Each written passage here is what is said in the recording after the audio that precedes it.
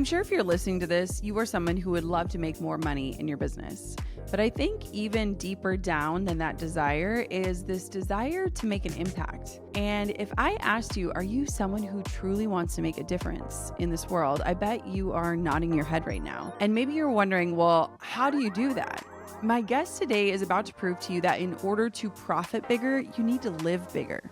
And in order to live bigger, you need to believe bigger, both in yourself, in your gifts, and in your potential. Marshawn Evans Daniels is a reinvention strategist, an influence expert, and a best-selling author who makes emerging and established women influencers of faith do just that. Believe more so they can make more so that they can ultimately give more. Featured regularly on CNN, Fox Business, and ESPN, her client roster includes HP, Home Depot, Ernst & Young, Delta, Tiffany & Co., Nike, Rolls-Royce, and NFL and NBA athletes. So yes, my friend is a really big deal. Marshawn's book and corresponding 100-day devotional, Believe Bigger, Discover the Path to Your Life Purpose, is all about resilience, reclaiming your life, and how God uses rejection, hardship, and unexpected circumstances to awaken something greater within, but only if you are willing to embrace disruption. Whether you are drowning in self-doubt and regret, feeling stuck, or sensing a shift but unable to discern what's next,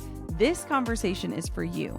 You'll hear Marshawn outline her purpose map, which are 5 stages of divine reinvention, which will give you insight into your true gifts and calling and give you the courage to pursue it.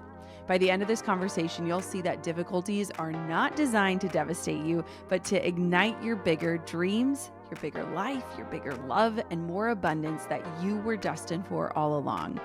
I can't wait for you to hear this conversation. It is so powerful. Marshawn, welcome to the Gold Digger Podcast. So, Marshawn, you emphasize this huge level of importance about achieving these massive dreams. Like, you are a gold digger at your core. And I want to kick off with some practical steps that our listeners could take to start cultivating this unshakable self-belief, because I've met you in real life and I think you have it in such a beautiful way. But not only do you have it, I think you can teach it. Well, I think that's such a great place to dive in, because I firmly believe that we are here to live a life worthy of the calling we've received. But it's hard to make decisions in alignment with a higher calling, which leads to higher purpose, higher prosperity, higher level relationships, higher love, all of these things at a higher dimension. I think it's impossible to do that with confidence alone. I think what you need, I call it Godfidence, which is a combination of understanding who you are, whose you are, how you've been made, how you've been wired, because otherwise we're relying on ourselves. And we've got a lot of cracks in our foundation, which is not a bad thing. It gives an opportunity for us to actually give ourselves the challenge to believe bigger than what we've been through, what we're going through, who we've told we're supposed to be, who we couldn't be, all of these things. And so I think the first and foremost thing is recognizing that you're not here by yourself, that you have a higher purpose, and it's going to take courage to live a life worthy of the calling you've received. I think the second thing is vision. We all need a vision that causes us to rise up. And I think the number one thing that women are struggling with today is not low esteem. It's not even a lack of confidence. I think it's vision that's not worthy of the caliber of our life. It doesn't ask us to rise up. And so we get caught in, these airbrush lives on social media. We get caught up in thinking that even our businesses are our purpose, which is not true. It's dirty and filthy to make purpose about a paycheck. Now, what is it that I'm really here for?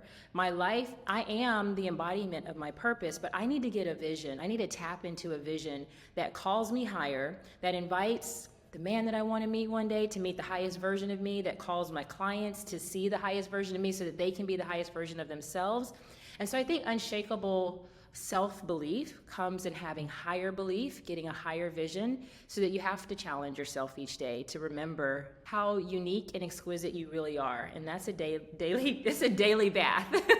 It's definitely a daily bath for that. Oh my gosh. Okay, let's break some of this down, because I just think this is so powerful. And one of the things that I love is how you tie your work to a much deeper purpose. And I think that there are a lot of people listening right now, and they're including this word that you and I both don't like, which is I am just a photographer. I am just a mom. I am just a massage therapist.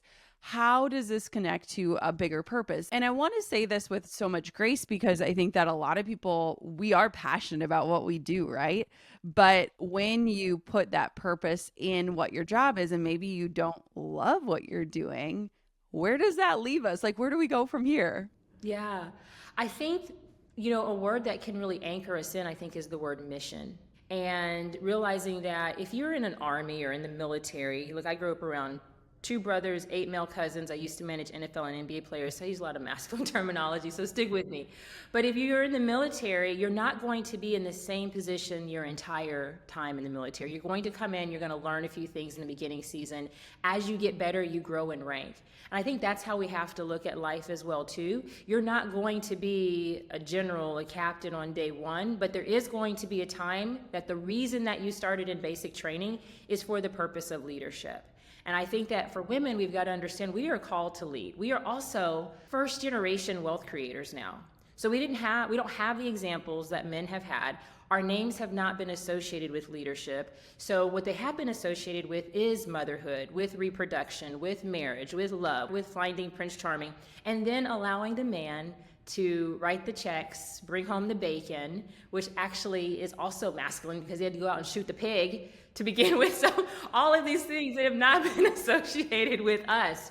But here's the deal. So one of the things in my book, Believe Bigger, I wrote that book. I had just come out of doing an event called Speak for Pay, where we were working with people to build a world-class income.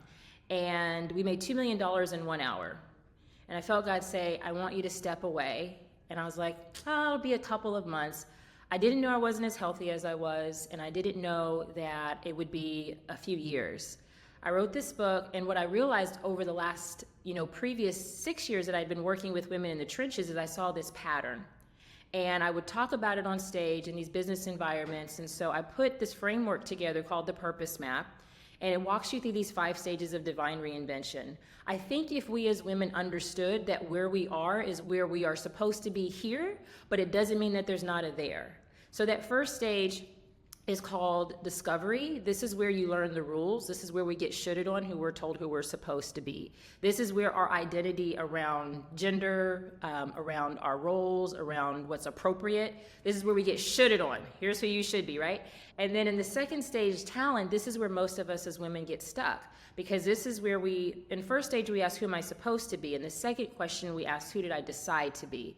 We climb all these mountains: motherhood, marriage, the mending mountain, making a difference. And for me, my mountain was the money mountain, because I didn't think that I was going to be chosen as a wife or even be a mom, because people said because I was ambitious that obviously I didn't want that. So for me, I was just a business girl, or just a person who made A's, or just a girl who got scholarships, or just that. But we couldn't see the multifacetedness. The problem is when we climb these mountains and we claim these titles become idols. We worship them. And these labels we put on ourselves, they become fables. These stories we tell ourselves. So now we've worshiped this position of motherhood, or the job, the paycheck, the man, or the kids, but what happens when he leaves? What happens when they grow up? And what happens when the job says we don't need you anymore? We don't know who we are. But those things are necessary. And so things come into our lives. For me, I was engaged, it was infidelity. It came into my life and it split me up with this older version of success. And I was like, things like this don't happen to me because I make all the right decisions. How did I find myself here? And I realized that I had an addiction to success. I would never step into real mission because I was so focused on achievement and ambition. Most women right now, Jenna, who are listening to this, and the reason why people love you so much, is because you meet them in this middle stage called the gap.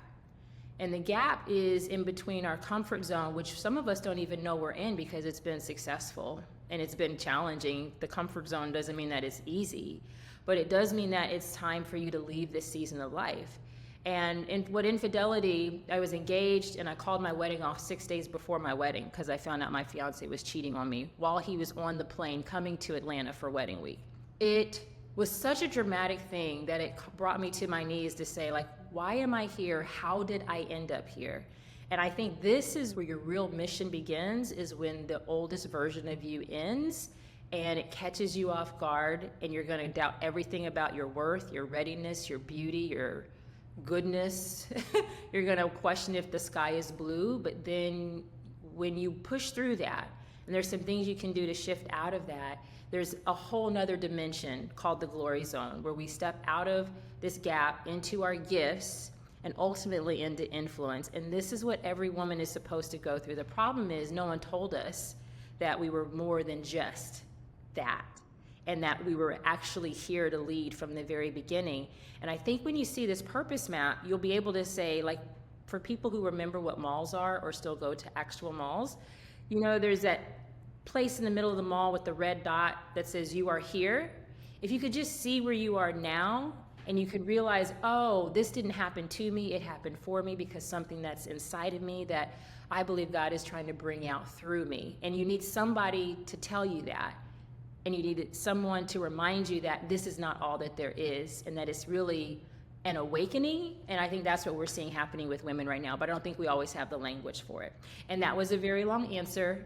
No, that was a beautiful answer. And oh my gosh, could I not agree more in that there is something happening, an uprising. I mean, we see it amongst our peers. We see it in our communities. We see it in our friend groups. I just think that women right now, and I think there are so many catalysts in it. I think coming out of COVID and like, okay, did I appreciate the slowness? What do I want to bring back in? Now it's like, holy crap, life is moving fast again. And where do I want to be? And what is my purpose in this season? And all of these different things. The more conversations I have with women, the more women are being honest about like, I don't know if I want to keep doing what I'm doing, and I don't really know where I want to go. And so you said there are some things you can do to help ease the transition. Let's talk about those, because I think a lot of us need them right now. And just that fear of like letting the old identity die so that the newness can begin. Like, that's terrifying and also wildly exciting. So walk us through that. Yeah, so after I called my wedding off and the engagement, and it was a very public wedding. I had been on The Apprentice. I had been also managing NFL and NBA players. I signed the highest paid defensive end in the NFL as my first client in my 20s. Then Rolls-Royce was my next client. Then Tiffany and Company, Nike, and Gatorade, all within the first few months. I am 2 years out of law school. I've never done this before, and I didn't know I had a natural gifting around this, and I thought meeting this man was the sign that I was on the right path. My faithfulness to God and making the right decisions, all of that came crumbling down. But what I really discovered is that there are versions of ourselves. I now call them our shadow. And I know a lot of people talk about shadow work. I'm not really a student of that per se. But the shadow I'm talking about is the part of you that just is with you all the time, because you cannot see a shadow without the sun. And the versions of me, I had been in Miss America, I had been on the show The Apprentice, I had this sports career, I was fastest growing woman-owned sports agency in the country in less than a year. And I was an achiever, so the shadow looked really good. And I had to ask God, like, why did I end up here? And I think this is a question that we're really afraid to ask. Not why did this happen to me, but why did I end up here? I think the first thing of stepping out is asking the right question. It's asking the right question, not asking from a victim, but asking from a place, even if it's messy, to dare to believe that you're really loved and needed and specifically chosen, and you're here. Because I had at least that much belief, because I'm like, God, we've been doing this walk for a long time, and I know you love me, and I know you know how much I love you. So I know this is not what you have for me as a destination, but clearly you've got me here for a reason. How did I end up here also wasn't what did he do? It was, how did I choose this person? What eyes did I not have?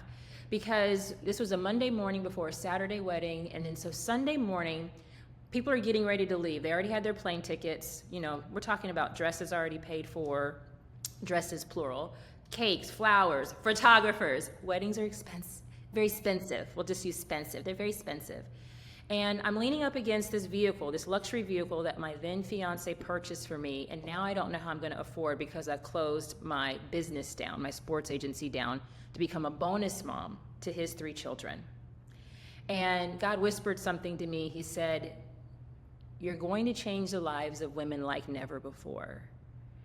And in my heart, I was like, one, couldn't you have sent me a memo This is pretty dramatic to get me a message. I know where my prayer closet is. We talk every day. But then, two, I was like, I don't like women.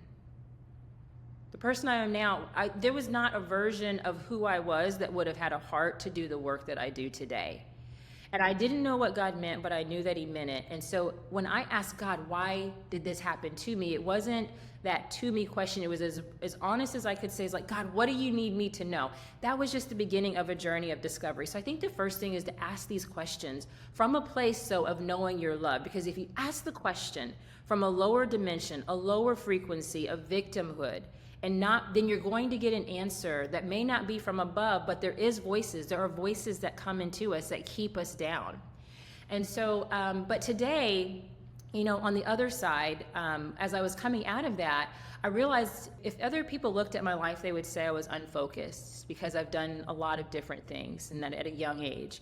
And so I came up with the title of Reinvention Strategist. I was speaking at an event, a keynote talk, and I remember before the keynote, I was in the hotel room. I had to go upstairs because it was still very fresh after the breakup, so I'm crying before. But I said something on stage, and I said, it's not about changing who you are, it's about changing what you do so that you can be who you are. And then God started talking to me about reinvention while I was at the airport at this one keynote talk. And I said, I'm gonna teach women about reinvention. And this is why I am not sure what is next in my own life. And so I think the biggest thing is to ask the right questions, believe that you're loved. And then when you see people, when you hear podcasts like this, when you see people online, not just when you are voyeurism and like just looking at people, but when you see something that stirs something inside of you, lean into that, because there's a lot of junk out here and there's a lot of superficial and a lot of things that'll just make you stay in a place of wanting. But lean into the voices, read books that help you, that I call it make your baby leap, that cause something new inside of you to rise up. I call it a burning bush moment also. Like if you're gonna walk towards the burning bush, that's only because you gotta be curious. So if you're not curious, if you don't ask the right questions, you can't step into what's in your promised land. Your promised land is always on the other side of a burning bush. That's what you do for people, Jenna. That's really my goal, is to spark this curiosity that allows a new destiny to come in. I am obsessed with this, and I am someone who is so much like you, Marshawn. I think that's why we connected is, we have that like masculine energy of just like that push. Like we could push and work ourselves to any solution. But we also have this like multi-passionate like excitement about life of like, I could do this and I could do this and I could do this and I could do this. And that's exciting to us, or I think some people would be like, this is way too overwhelming. But I also love this idea of reinvention, because I think both you and I, if anyone asked us like, where will you be in 5 years? It's like, I have no idea. I literally, I couldn't tell you. Do you feel that way, or is that just me? Because I'm like, I don't know what I'm doing tomorrow. So I like not having to know what I'm doing tomorrow. I think that's part of deciding and knowing yourself. But when you and I met, it was such a beautiful experience for me, because you asked the question around, leaving things behind. And I feel like I'm in this reset stage, which I've been in the high-end business coaching space for 14 years. That's like in dog years, that's like. You're like a grandma. Yeah. I get my hair colored now almost every time I go, every 2 weeks at this point. And I realize with some of the younger ones, like, when I tell them that, I'm like, you were in high school or elementary school when I started. Okay. But here's the thing. It is very humbling to not know what your next is. But here, other things come into your life that require you to change your priorities. So for me, I mentioned I was a bonus mom when I was previously engaged. I met a different wonderful man. Let me clarify, so you don't send hate mail to the man you see me posting online now. This is a long time ago. It's, I guess 13 or so years ago. But the man that I'm married now, Jack, his name is actually Jack Daniels. We had 3 children in 6 minutes in 2020. I gave birth to triplets in 2020, at the beginning of the pandemic, with no toilet paper, no Clorox wipes. People didn't even know where to find a mask. I thought I was going to have to deliver my children without my husband because that's how strict the restrictions were in the hospitals. That changed my life. When I say 2020 was a year of miracles, I released a devotional called 100 Days of Believing Bigger. With 6-month-old triplets, I'm writing that while the doctors are telling us we have a 4% likelihood of even going full term. They just turned 4 years old this past week. All health, like so miraculously healthy. And I don't want to squander that miracle on my old identity of even my reinvented identity of helping people. Because when God said, when I was leaning on that car that the ex had purchased for me, he said, you're going to change the lives of women like never before. I realize now he was talking about my girls. All this time, everything I've been able to do with helping women to step into becoming millionaires, find their voice, elevate their visibility, get on TV, get book deals, like awesome. But it was practice for my 3 girls, right? And so when you and I met, you looked at me and you just like broke me down. It was just a look. And you said, you only have a little bit more time before they're off to school, you know? And I could see the love and the intention in your eyes. And this is why women with similar experiences, it's not the same of hearing it from a woman who's not in business who tells you that. Right? But you being in business, you building at such a high level in a really short period of time. And by the way, y'all, if you ever get to sit in a space with Jenna, and you know, I'm like, Jenna, when are you gonna like have a live event or something? Because this girl is a marketing savant. She's a savant, but it's because, and who would know that from your photographer identity, right? Like you probably didn't even know what you possessed fully until you walked towards some kind of a burning bush. But when you start doing this and you begin to get this new identity into this holy and this awesome reinvention, and then you have a new miracle that comes in, you reevaluate. And my question now is, God, how do you intend for me to steward and develop and grow my daughters' lives, my marriage, my business, my mission, while keeping me healthy and sane and all the things? And I have no answer for that. So right now I'm in a place of experimentation. I'm leading into things that I have not done because everything else was always working. And so I'm taking bigger swings in more strategic ways. And I think, you know, it's important for women. It's important for mamas. It's important for those of us with multi-passionate lives to share how hard and messy it is. You know, like this weekend, I was like, I hope we can make it through just to get to Monday with all the big feelings, you know? So I'm still figuring it out. And it's the most humbling and most rewarding season of my life, I think. But I'm still in a place of experimentation and resetting.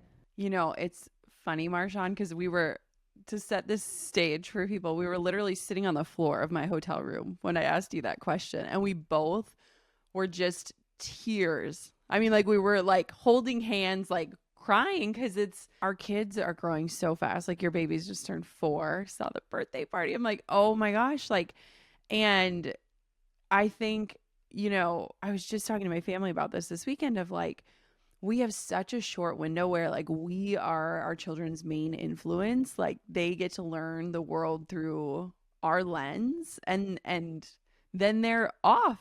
And it's like, you know, and it's so tricky too, because I just have been feeling, and I think your message today is just speaking to me on so many levels, because I've been feeling all these nudges and questions and things and what to let go and what to move forward with. And there's a part of me that's like, well, just wait. There's only a couple more years and then I can make these decisions because the kids will both be in school and it'll be a whole new ball game. And it's like, no, like lean into these nudges. And I think for anyone listening, I would say the same thing that I said to you, Marshawn, of just like, we have our whole lives to like chase these huge things down and these beautiful ideas. And I think when we get into rooms like the one that you and I were in with brilliant people who are at very different stages of lives as us, it's easy for their ideas to hit us and for us to be like, well, I could do that. Yes. And I could do that. And I could do that. And we're multi-passionate, right? So we could do it all.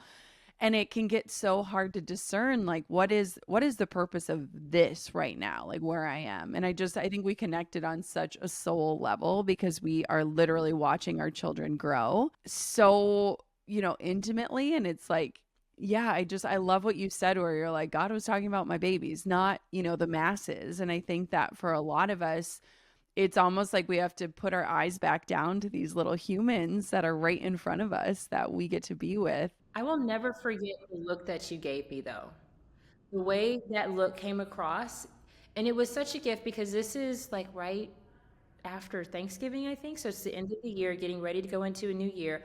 I think it was one of the most important conversations I could have going into a new year, and also coming up on the anniversary of my father passing away. I was so emotional at that mastermind, and I knew I would be. I was nervous to go because I knew it was just the first time with the holiday, and then his anniversary of his death is coming up, and it was so impactful. But I think also for women, you've got to not compare, because I've been in a place where I've been operating at high levels of visibility since I was like 13. I was doing the Miss America competition as a teen. And if people remember, you can look this up online, these things called newspapers.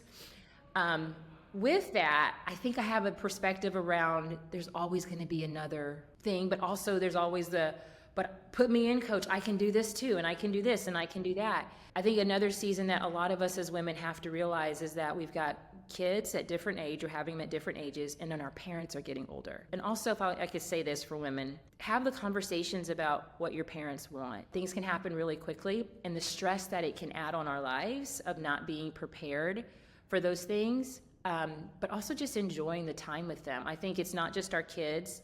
I think enjoying time with people is just so important, and learning how to do that. One thing that I heard this weekend, as I was just kind of praying again about this next vision I have of helping women step into high-end income and high-profile influence, and wondering where the resistance is, God said, resistance is assistance. Really lean in and understand that it's actually getting your attention. And I've come to a realization between having my mom have some health issues, that now I'm her power of attorney, my dad passing away, having 3 toddlers, it's not going to be like these clear blue waters. And now this is where the next level of leadership and your capacity for real transformation, like a bigger mission, comes in being able to manage these things, not ignore them, and finding the right balance of priority. Because I don't think that God can bless who you're not supposed to be, and not where you hide out, and not even where you want to be. So it's like, if this is where you have me, then you're growing my capacity now, my depth, my sincerity, my authenticity, but also my heart condition for what's really important. Because really, I was getting my hair done the other day, and I sat next to a producer from CNN and NBC. And and we had the best conversation. And she took my hair appointment time. I was supposed to be there at 10. I got the 11. And the whisper that came to me was, I don't need your help, daughter. Anytime it can all go like that, it can all accelerate or grow or be taken away. And so it's like, Lord, help me to be just settled in where I'm at. And for me, I'm a strong believer. I've been talking about both faith and business for 14 years, not something I intended to do, but that's my language. And I think it's important for you to be centered in your soul, be centered in your spirit. And I think that women are better at that than men, and if we really lean into that versus try to be like them, then our businesses will grow, our families will have more peace in them. And as long as we keep, getting Jenna eyes, have someone who can look at us and say, hey, mama, I see you, but let's remember, we've been chosen for really the biggest mission is inside of our 4 walls of our home. Yes. One thing that I think you are so, amazing at, prolific at, is just the art of resilience. And even in the stories that you've shared today, I think it's so evident. And I think resistance can often lead to resilience too, right? Like, we have to be adaptable. We have to lean in.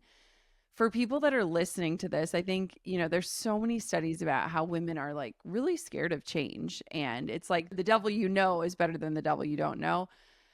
Let's talk about resilience. How do we flex that muscle? How do we grow our tolerance for resistance so that we can be more resilient? Because you and I both know, you were like, it's a miracle that I'm here right now today with the kids and getting off to school and all of that. And it's like, we are so resilient, but we don't even recognize it. And we don't really even understand how to strengthen it. Where do we go? Oh, goodness. So one of the practices I was walking women through inside of our masterminds over the years, I put inside the book, Believe Bigger. I wasn't sure, I feel like it's a workshop memoir book, if you will, but it's this practice called the inner vault.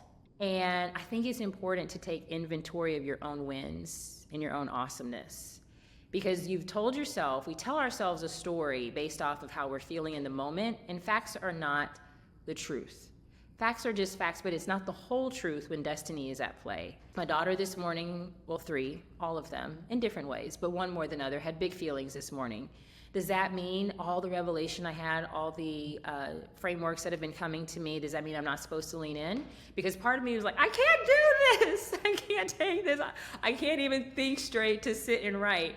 And that's a fact that this happened, but it's not true that I'm not supposed to also move forward in my own identity. Because the best thing that I believe, and this is after coaching women for 14 years, speaking on stages for 30, the best thing that a woman can do is go after her dreams and bring her daughters and her sons along with them, right? If we run away from that, then there's a level we're teaching them something else. So I think part of resilience is leaning into it, but telling ourselves a different story. Take inventory. Simple thing that you can do today is to write down all of the things that you've survived, that you've thrived through.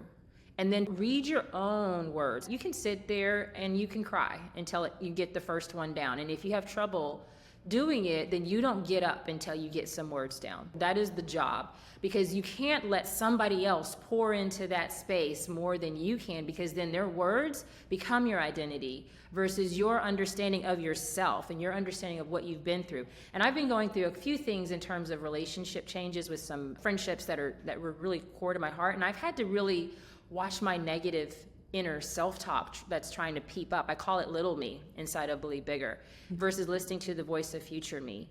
And so that little voice is loud, and little me guides most of our decisions, including our decisions of what we say that are based off of what we say to ourselves about ourselves.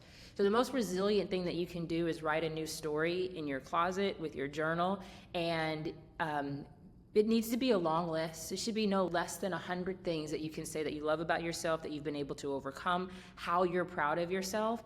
And the harder it is, the more you're shedding as you push through to write those things down. Those are the words. And you read those things back on the days when you remember that you are a mother, you are also more than a mother. And you are a wife, but you're more than a wife. And you are a business owner, but you're so much more than just a moneymaker. Right? You are a woman who loves people. You're a woman who gives and serves. And you're a woman who has overcome. You survived some stuff. You're still standing.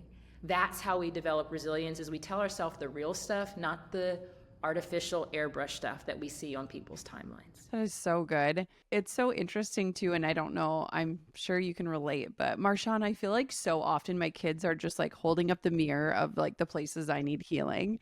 And it's like so interesting too, because I want their inner dialogue to just be like so strong and powerful and positive. And the other day, Quinn, who's 2, was like, "You can do it, mommy. You got this." And it was like, I was literally like peeling a banana or something.